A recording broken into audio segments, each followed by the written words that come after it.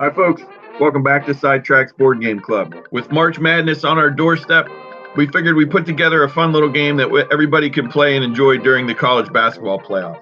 It's just going to be something to do for fun and give you some rooting interest along the way.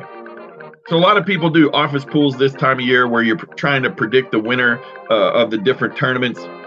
We're going to do something a little bit different, hopefully a little bit more fun and engaging than that. A little game where you're going to get a group of 4 teams chosen just randomly. You'll be assigned 4 teams, and you'll be able to track their progress throughout the tournament.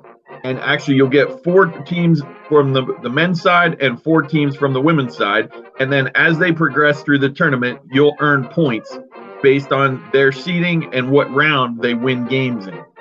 And each person will randomly get 4 teams that will have an equivalent level of seeding.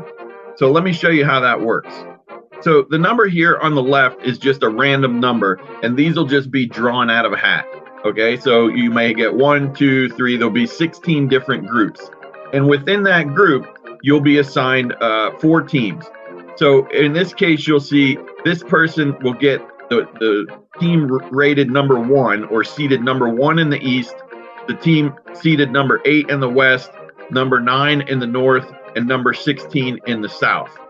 And each of these top line folks will get a 1 seed and a 16 seed. Going down to the next group, okay, these people will get a number 2 seed, a 7 seed, a 10, and a 15. The folks in this tier will get a 3 seed, a 6 seed, an 11, and a 14. And then the groups on the bottom will have a 4 seed, a 5 seed, a 12, and a 13. And what you'll notice, we do a little quick math here, these add up to 34. And so even though the seedings will be different, all the teams will be essentially equivalent. And so the way it works is you will earn points based on the seed of your team and the round that they win the game in. So if a number 1 seed wins the first round, we'll take 1 times 1, you'll get 1 point. If a number 16 seed were to win the first round, you'd get 16 times 1 or 16 points. Okay? If a number 4 seed wins in the first round, 4 times 1, 4 points. If a number 4 seed were to win in the second round, you'd get 4 times 2 or 8 points. So you have your favorites, your 1s, your 2, your 3 seeds, but they're going to score less points because they're expected to win.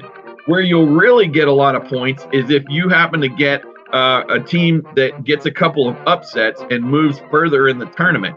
So you'll really be rooting for your 10, 11, and 12 seeds. If they can win a couple games and move on, say, to the Sweet 16 or the Elite 8, that's what's going to get you the most points.